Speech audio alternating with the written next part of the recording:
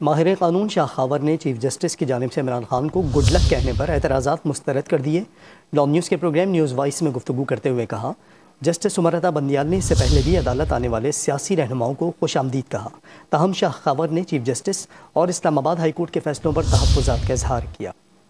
इस पे बहुत ज्यादा एतराज हो रहा है कि जो खान साहब को जो बुलाया गया कस्टडी से उनको, और चीफ जस्टिस साहब ने उनको जो है बड़े अच्छे अल्फाज से वेलकम किया और जाते हुए फिर उनको wish you all the best या गुड विशेस की।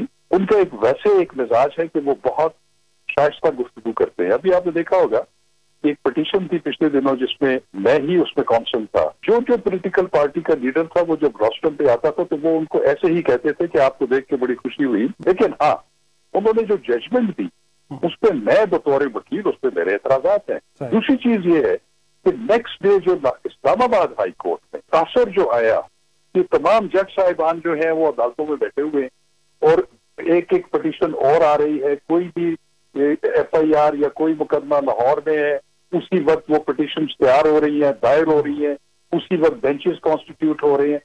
ये एक तरजीही सलूक जो है ये बिल्कुल वाज़ेह तौर पर सबको नजर आया।